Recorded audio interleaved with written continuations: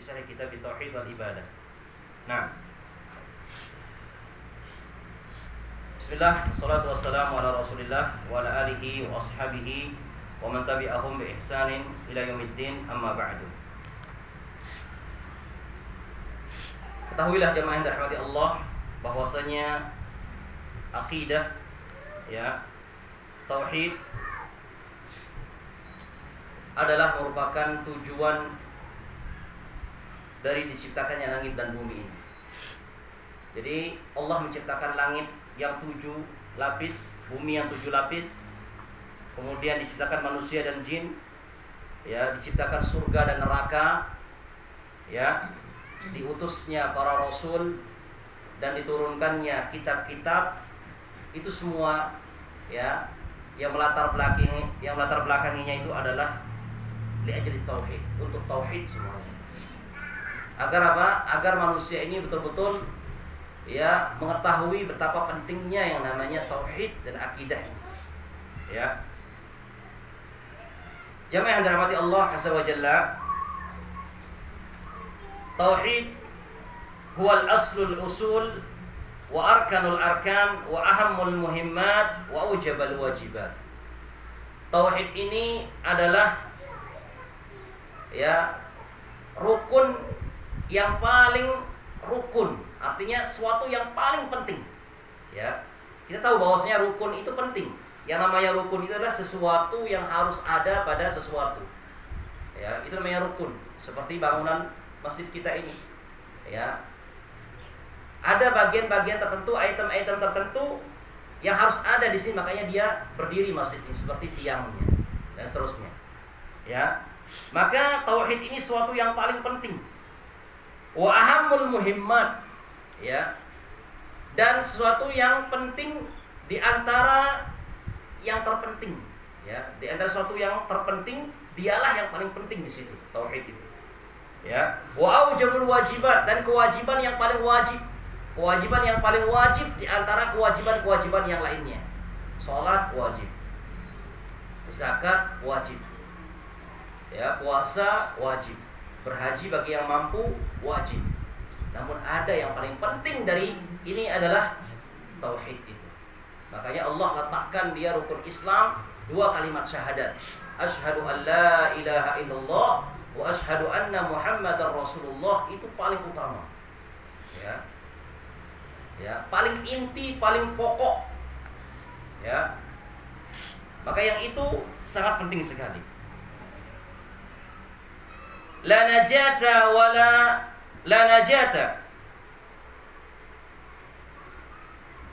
wala izza lil muslimin fid dunya wal akhirah illa bit tauhid wal aqidah as-sahihah. Tidak ada lagi jalan keselamatan, jemaah sekalian. Tidak ada lagi jalan keselamatan, tidak ada kemuliaan bagi seorang muslim di kehidupan dunia dan akhirat ini kecuali dia harus bertauhid dan memiliki akidah yang sahih, akidah yang benar. Ya, kalau kita ingin selamat di dunia ini, ya, kalau kita ingin jaya di dunia ini, tidak ada cara yang kedua. Cuma satu cara, yaitu memiliki tauhid dan akidah yang benar. Ya, ini harus kita yakini. Ya, baik. Dan perlu kita ketahui juga, yang dirahmati jemaah yang dirahmati Allah Subhanahu wa taala, innal hidayata lit tauhid wal aqidah la tunal binasabik wala bi dzakaik wala bi quwwatik wala bi malik. Sesungguhnya jemaah yang dirahmati Allah, ya, perlu untuk kita ketahui ini. Ya, sesungguhnya hidayah mendapatkan tauhid ini, ya, hidayah untuk mendapatkan tauhid ini dan hidayah mendapatkan akidah yang benar ini tidak bisa kita dapat dengan nasab kita. Jadi hidayah tauhid ini tidak bisa kita peroleh karena kita memiliki nasab yang mulia, keturunan yang mulia. Oh, saya anaknya lalu ini atau seterusnya. Tidak bisa tauhid itu didapatkan semata-mata karena nasab kita, keturunan kita. Wala bidzakaik, demikian juga hidayah tauhid ini tidak bisa kita dapat semata-mata karena kecerdasan, kepintaran kita. Wala biquwatik, dan juga tauhid tidak bisa kita dapat semata-mata apa? Karena kekuatan kita, kehebatan kita. Wala bimalik, demikian juga tauhid ini, hidayah tauhid, akidah yang benar ini tidak bisa kita dapat semata-mata harta yang banyak yang kita miliki. Terus gimana cara mendapatkan hidayah tauhid ini jemaah yang rahmati Allah Subhanahu wa taala? Innama hiya tunalu bi fadlin minallahi wahdah. Akan tapi hidayah tauhid ini merupakan fadl, keutamaan, hanya bisa diperoleh, hanya bisa didapatkan tauhid ini bifadlillah, dengan keutamaan Allah. Hanya Allah yang bisa memberikan hidayah tauhid ini kepada yang Allah kehendaki. Ya, seberapa banyak kekayaan kita, tidak bisa kita dapatkan hidayah tauhid. Lihat di zaman Rasulullah Shallallahu Alaihi Wasallam, banyak orang-orang kaya. Abu Jahal, apakah dia orang miskin? Bukan, dia salah satu tokoh Quraisy, kaya raya. Ya, Abu Lahab, ya, dan yang lainnya dekat dengan Nabi, sejaman dengan Nabi Sallallahu Alaihi Wasallam. Namun apa? Tidak bisa mendapatkan hidayah tauhid.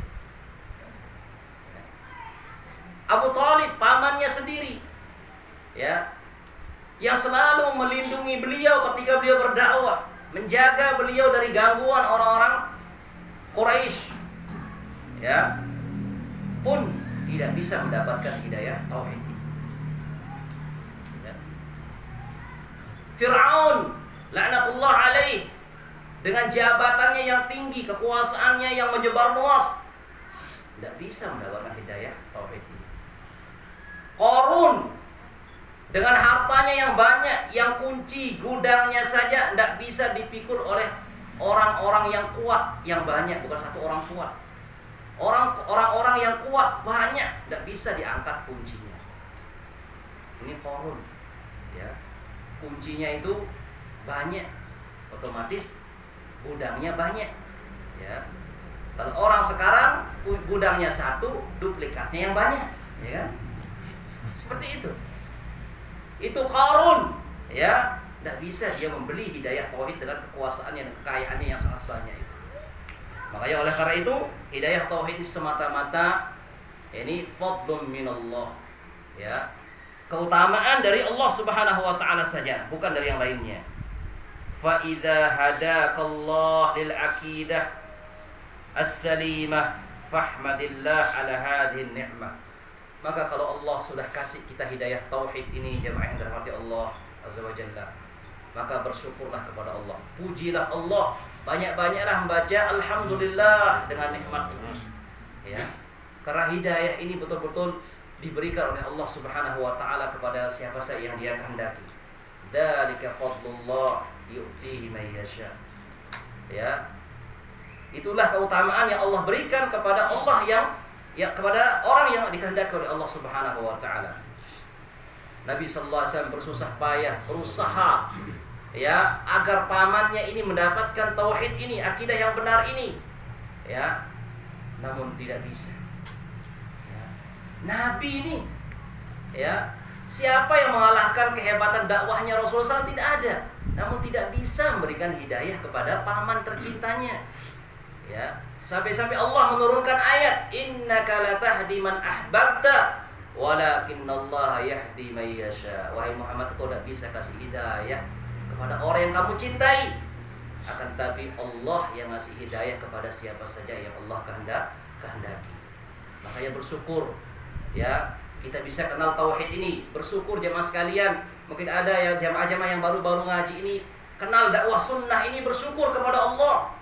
Ya, ini jalan keselamatan harus kita yakini, karena Nabi kita mengatakan, taraktu fikum amrain, saya tinggalkan kepada kalian dua perkara, dua pusaka, lan tadillu, kalian tidak akan tersesat selama-lamanya selama kalian mengikuti dua hal itu, Al-Quran dan Sunnah.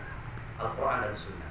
Sekarang tinggal kita terus berdoa kepada Allah agar kita diberikan hidayah di atas sunnah ini, hidayah mengenal kajian-kajian salaf ini, ya, hidayah ya untuk mendapatkan tauhid. Terus kita berdoa kepada Allah, ya, jangan kita merasa puas dulu, ya, belum tentu ini bukan akhir. Demikian juga jamaah-jamaah yang lama mengaji dan mengenal sunnah, jangan puas dulu, kita tidak tahu akhir kita itu bagaimana. Nabi mengatakan innamal a'malu bil khawatim. Amal itu tergantung akhir. Amal itu tergantung akhir. Jangan kita bangga karena sudah lama kenal sunnah ini, kemudian nanti akhir hayat kita tetap di atas sunnah, belum tentu. Lama sudah ngaji tauhid, kemudian di akhir hayat kita mati atas tauhid, belum tentu. Ya, demikian juga ya yang lainnya. Maka kewajiban kita terus berdoa kepada Allah, minta kepada Allah Subhanahu wa taala agar kita diwafatkan di atas tauhid ini. Karena ini adalah satu-satunya keselamatan kita. Nah, ma'asal muslimin rahimani wa rahimakumullah. Kita ambil satu bab, yaitu babu ma jaa fi tawassul al-masyru'.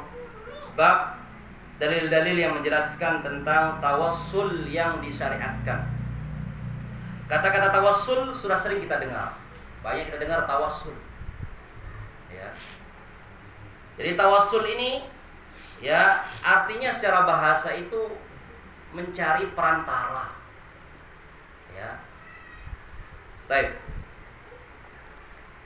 Saya mengatakan di sini, Syekh Abdul Rahman bin Musa Al-Nasr, ya, hafizahullah taala, beliau mengatakan at-tawassul ma yutawassalu bihi ilal matlub. Yang namanya tawassul itu adalah sesuatu yang bisa menyampaikan kepada apa yang kita inginkan. Jadi tawassul itu secara bahasa artinya sesuatu yang bisa menyampaikan apa yang kita inginkan. Nah,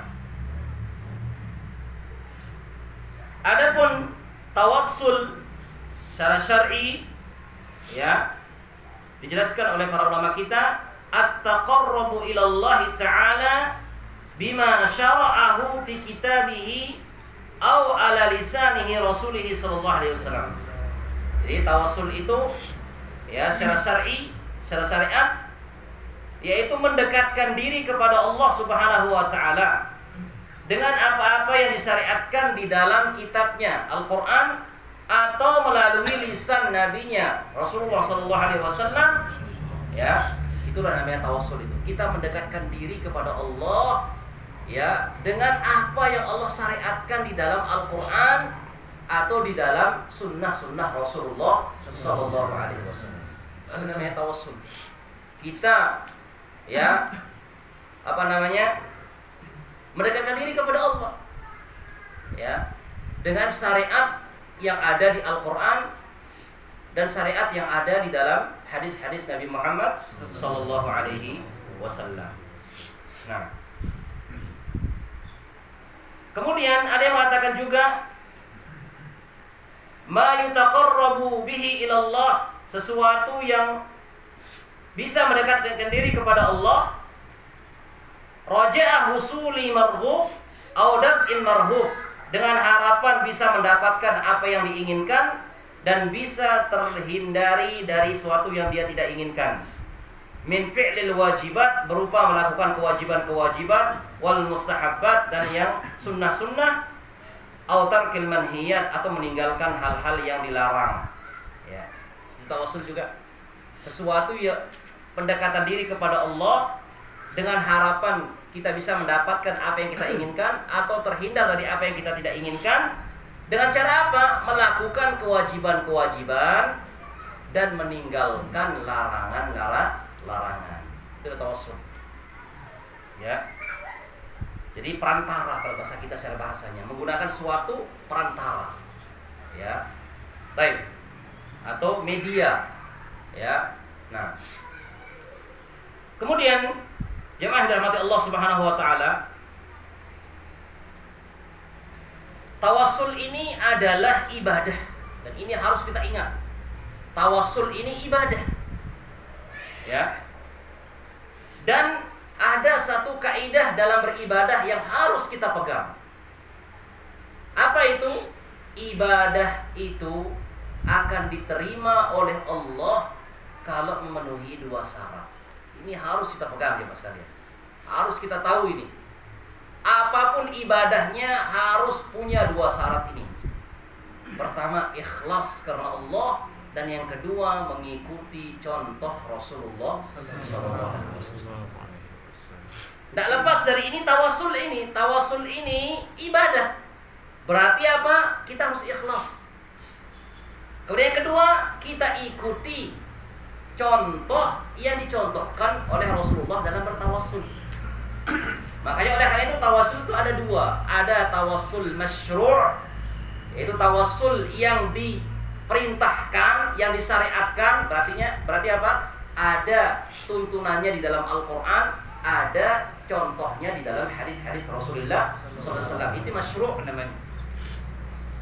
Ada juga tawasul yang mamnu', tawasul yang dilarang, tawasul yang tidak disyariatkan. Dan ini sekarang yang banyak berkembang, banyak menyebar luas, ya. Karena kejahilan manusia, yang menyebar itu yang dilarang, sedangkan yang betul-betul disyariatkan ini yang tidak ada, yang nggak kelihatan. Ya, makanya perlu kita mempelajari mana tawassul yang disyariatkan itu dan mana tawassul yang mamnu', yang dilarang, agar kita tidak salah. Ya, agar kita tidak keliru, ya. Nah, kemudian kaidah juga yang harus kita pegang dalam beribadah, jemaah rahimani wa rahimakumullah. Beliau mengatakan, ya, Syekh Habibullah mengatakan, "Tsumma 'lam anna tawassul ila Allah tauqifi." Ketahuilah bahwasanya tawassul, ya, kepada Allah, bertawassul kepada Allah Subhanahu wa taala tauqifiyah, yaitu sesuatu yang sudah baku, paten. Artinya apa? Tawassul kepada Allah ini sudah ada caranya di dalam Al-Quran dan Sunnah. Itu namanya tauqif itu. Baku, paten, tidak bisa berubah, tidak bisa mengalami perubahan selama-lamanya. Ya, zaman boleh berubah, manusia boleh berubah, tapi syariat Allah tidak akan pernah berubah. Ini namanya tauqifiyah itu. Baku, tidak akan pernah berubah. Dari zaman dulu, dari zaman Nabi SAW sampai sekarang dan sampai akhir zaman, ya, syariat Allah, sesuatu yang datang dari Allah, ya, tidak akan pernah berubah. Ini harus kita pegang. Jadi tawasul ini ibadah, maka dia sudah baku, caranya sudah ada, tinggal kita mengikuti saja. Mana tawasul yang diperbolehkan itu, mana tawasul yang ibadah itu, mana dia. Ya, sudah ada semuanya dalam Al-Quran, sudah ada di dalam hadis-hadis Nabi SAW. Itu yang kita pelajari dan itu yang kita amalkan. Nah, baik. Walladzi syara'ahu Allah minhu anwa', dan tawassul yang disyariatkan oleh Allah itu banyak macamnya. Ya. Jadi tawassul yang disyariatkan oleh Allah itu banyak macam-macamnya, jenis-jenisnya. Yang pertama adalah at-tawassulu ila Allah bismin min asma'ihi aw sifatin min sifatih.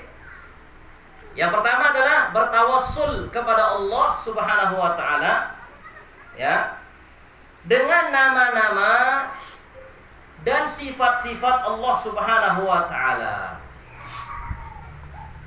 Ya, ini tawassul yang pertama yang disyariatkan.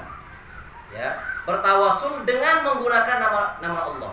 Menggunakan beribadah dengan menjadikan nama-nama Allah itu sebagai perantara dan juga sifat-sifatnya.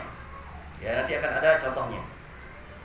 Wa huwa ajallu hadhil anwa', dan inilah tawassul yang paling tinggi kedudukannya, yaitu kita menjadikan nama-nama Allah dan sifat-sifat Allah sebagai perantara kita untuk beribadah kepada Allah Subhanahu wa taala.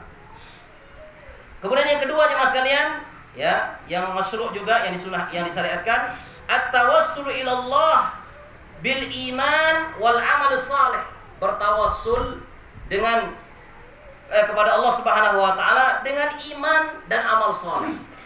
Ya, dengan iman kita dan juga amal saleh yang kita lakukan. Ya, contohnya mana? Contohnya misalnya ya at-tawassulu bittiba'in Nabi sallallahu alaihi wasallam wa bi mahabbatihi wa muwalatihi. Yaitu dengan kita bertawassul dengan kita ittiba kepada Nabi. Ittiba ini termasuk amal soleh atau bukan? Amal soleh. Mengikuti Nabi ini amal soleh. Nah, kita sebut ya amal kita ini, baru kita minta. Ya Allah, ya misalnya dengan imanku, dengan ittibaku kepada Nabi Muhammad sallallahu alaihi wasallam, misalnya ampunilah dosa-dosaku. Boleh. Ya.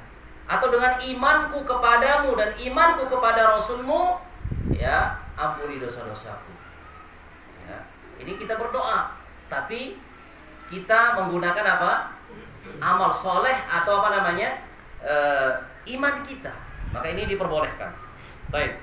Kemudian yang ketiga, contoh tawassul yang disyariatkan, at-tawassul ilallah bidu'air rajul as-salih fi hayatih. Yaitu kita bertawassul kepada Allah dengan doa orang soleh yang masih hidup. Ya, bertawassul kepada Allah dengan doa orang soleh yang masih hidup. Kita minta doa kepada orang soleh dan dia masih hidup. Ini yang penting nih, masih hidup ini. Ya.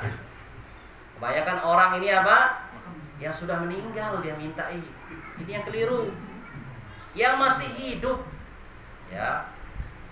Misalnya kita datang kepada ustadz yang saleh atau orang yang saleh. Ya. Kita katakan sama dia, tolong doakan saya ustadz misalnya, atau Pak Kiai doakan saya ya, supaya saya begini-begini mendapat ini. Boleh. Catatan apa? Dia orang saleh dan dia masih hidup. Adapun kalau dia sudah meninggal tidak boleh. Atau dia tidak ada di hadapannya, tidak boleh. Orang saleh ini ada di Jakarta, dia di Lombok, ngomong dari sini. Ya, tidak bisa karena dia tidak dengar lah dia. Ya. Jadi syaratnya dia masih hidup. Dan ini dilakukan oleh para sahabat. Ya. Datang ada seorang sahabat, dia sakit mata. Ya, minta didoakan kepada Rasulullah. Ya Rasulullah, doakan saya ini, mata saya ini sakit. Rasulullah kasih pilihan. Mau saya doakan atau bersabar tetap sakit? Maka orang milih didoakan. Ya Rasulullah doakan. Boleh. Ya, ini pengalaman para sahabat. Kalau seandainya tidak boleh, tentunya sahabat akan melarang, tidak boleh tidak doa, gitu kan? Tapi tidak dilarang. Justru Rasulullah mendoakannya. Nanti ada contoh-contohnya. Baik. Ini dia apa namanya? Macam-macam tawassul. Ya. Jadi yang pertama apa? Tawassul dengan nama-nama Allah. Ya. Tawassul dengan nama Allah atau dengan sifat-sifat Allah Subhanahu wa taala. Kemudian yang kedua, bertawassul dengan iman dan amal saleh. Sebut amal saleh kita. Ya, dalilnya sangat banyak sekali, di antaranya 3 orang yang terjebak di dalam goa itu. Ya. Dia masuk gua, tiba-tiba ada batu besar. Ya, ketutup pintu gua, tidak bisa keluar. Ya. Dorong-dorong tidak bisa, berat batunya, tidak bisa. Ya. Maka salah seorang yang mengatakan tidak ada yang bisa menyelamatkan kita dari sini kecuali kita berdoa kepada Allah dengan amal-amal soleh yang pernah kita lakukan. Akhirnya yang pertama berdoa, ya Allah, ya dulu aku punya pekerja, punya pegawai, ya. Kemudian ketika gajian dia pergi, ya. Akhirnya tidak saya kasih gajinya. Justru gajinya saya kembangkan. Saya putar gajinya itu sehingga menghasilkan yang sangat banyak. Onta banyak, kambing banyak. Dari gaji itu diputar sama bosnya. Akhirnya suatu saat sudah lama datang dia nagih gajinya.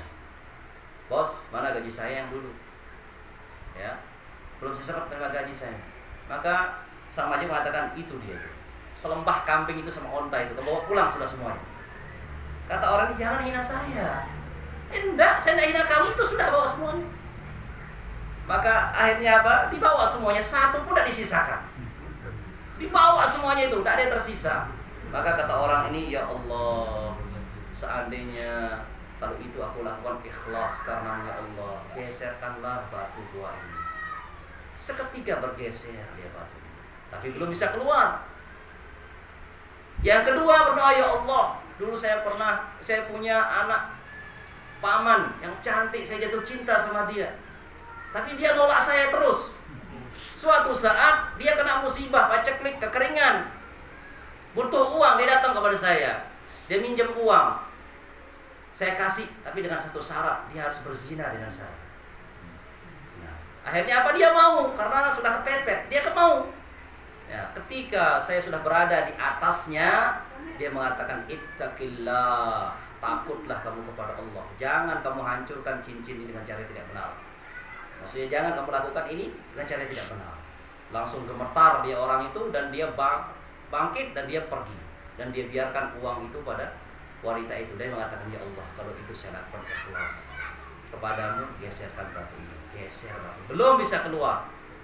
Nah, yang ketiga mengatakan, ya Allah, saya punya kedua orang tua, ya, yang tua renta. Setiap hari kebiasaan saya ngasih dia minum susu setiap hari. Namun suatu hari karena saya pulang telat, akhirnya apa? Saya pulang, keduanya sudah tidur, dan saya terus pegang gelas ini. Saya tidak mau membangunkan dia karena takut, ya, mengganggu istirahatnya. Akhirnya saya pegang gelas ini sampai subuh, berdiri, tidak mau dibangunkan orang tuanya. Nah, setelah bangun sendiri baru dikasih. Ya Allah, kalau sana itu saya lakukan ikhlas karena ya Allah, geserkan batu ini. Bergeser, dan akhirnya bisa mereka keluar. Ini dalilnya sahih. Ya, tawassul dengan amal. Makanya boleh kalau kita mau berdoa kepada Allah, ingat amal soleh kita. Tapi ingat, amal yang betul-betul ikhlas yang kita lakukan, itu yang kita gunakan. Bertawassul, ya Allah, dulu saya pernah bersedekah pada orang misalnya, ya, kalau saya lakukan ikhlas kepada Allah, Allah bantulah saya dalam masalah ini. Boleh. Ingat-ingat amal kita.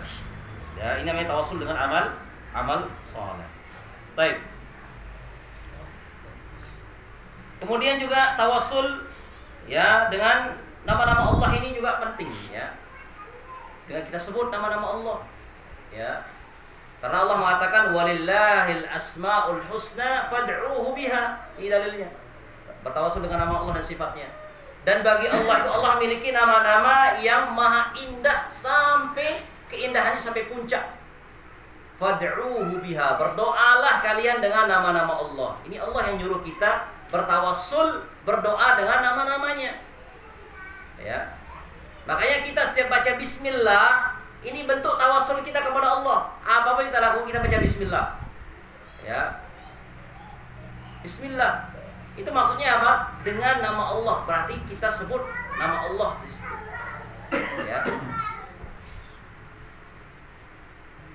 Atau yang lainnya misalnya, kita minta rezeki, sebut nama Allah yang Maha memberi rezeki. Ya Razzaq, urzuqni. Wahai Zat yang Maha pemberi rezeki, berikan aku rezeki. Kita ingin minta ampunan, sebut nama Allah Al-Ghaffar. Ya Ghaffar, ighfirli.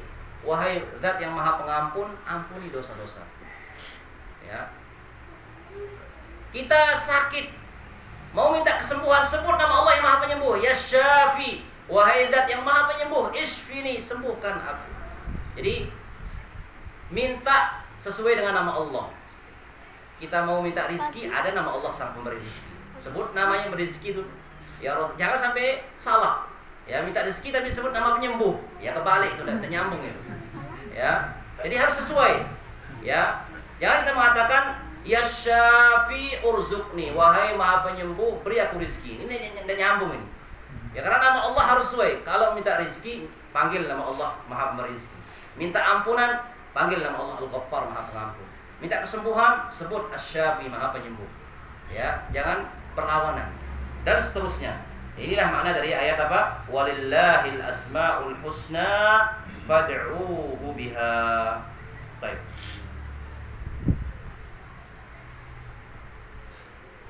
Kemudian dari ayat ini, amarallahu ibadahu bidu'aihi bi asma'il husna wa du'aillahi bi asma'ihil husna. Ya, Allah perintahkan kita dari ayat ini, ya, untuk beribadah kepadanya dengan nama-namanya yang maha indah dan berdoa kepadanya dengan menyebut nama-nama yang maha indah. Ya, doa ibadah. Doa itu baik itu doa ibadah, ya. Wa huwa at-ta'abbud lillah bi muqtada hadhihi al-asma', ya. Fatatuba ila Allah li'annahu tawwab. Ya, sesuaikan. Kalau kita mau minta diterima taubatnya, sebut nama Allah yang maha penerima taubat. Ya Tawwab, tubli. Ya, terimalah taubatku. Ya. Atau doa masalah, atau doa kita ingin sebut apa yang kita ingin minta. Ya, huwa an tuqaddima baina yaday su'alika aw takhtimu fihi isman. Sebut dulu permintaan kita, kemudian di akhir kita sebut nama Allah Subhanahu wa taala. Ya. Misalnya, ya Tawwab tub alayya ihfadni fi dini wa dunyaya ya Hafiz. Ini contohnya. Ya Tawwab, wahai zat yang maha penerima taubat, tub alayya, terimalah taubatku. Ini sebut nama Allah. Kemudian ihfadni fi dini wa dunyaya, jagalah aku di dalam duniaku dan agamaku. Ya Hafiz, wahai zat yang maha penjaga.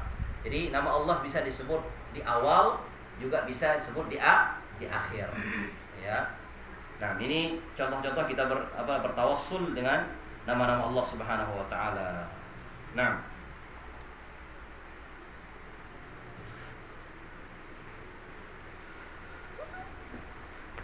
baik. Ini yang bisa disampaikan, ya. Insyaallah kita lanjutkan nanti pada pengajian yang akan datang. Jadi kesimpulannya, yang pertama, tawassul ini secara bahasa artinya mencari perantara. Ma yatawassalu bihi ilal matlub, sesuatu yang bisa menyampaikan kita pada apa yang kita inginkan. Ya, jadi kita menggunakan sesuatu yang bisa menyampaikan apa yang kita inginkan kepada Allah. Baik. Atau tawassul itu yaitu kita mendekatkan diri kepada Allah dengan apa? Dengan apa-apa yang Allah syariatkan di dalam Al-Quran atau di dalam sunnah Rasulullah SAW. Itu namanya tawassul. Ya, baik. Kemudian tawassul itu ada dua. Ada tawassul yang masyru', itu tawassul yang disyariatkan, dan ada tawassul yang mamnu', yang dilarang. Nah, tawassul yang masyru' kita sebutkan contohnya tadi ada 3. Yang pertama, tawassul dengan nama-nama Allah dan sifat-sifatnya. Contohnya dari apa? Ya, kita sebut ya Razzaq urzuqni, wahai zat pemberi rezeki, beri aku rezeki, dan seterusnya. Kita sebut nama Allah. Yang kedua, tawassul ilallah bil iman wal amal saleh. Tawassul dengan iman. Ya, contohnya apa? Ya Allah, dengan imanku kepadamu ya Allah, ampunilah dosa-dosaku, mudahkanlah urusanku. Ini juga tawassul dengan iman. Sebut gitu. Atau dengan amal saleh. Contohnya tadi 3 orang yang terjebak di dalam gua, dia berdoa dengan menyebut amal-amal salehnya. Ya, maka ini dibolehkan. Kemudian yang ketiga, tawassul yang disyariatkan, tawassul ilallah bi du'a'ir rajul. Bertawassul kepada Allah dengan doa orang yang saleh yang masih hidup. Ya, doa orang yang saleh yang masih hidup. Contohnya apa tadi? Yaitu tentang ada sahabat yang datang kepada Rasulullah minta didoakan agar sembuh dari penyakit matanya. Baik, insyaallah pada pertemuan yang akan datang kita bahas tentang tawassul al-mamnu', yaitu tawassul yang dilarang. Semoga Allah Subhanahu wa taala ya mudahkan kita dan sekalian. Semoga Allah Subhanahu wa taala terus beri kita hidayah di atas tauhid.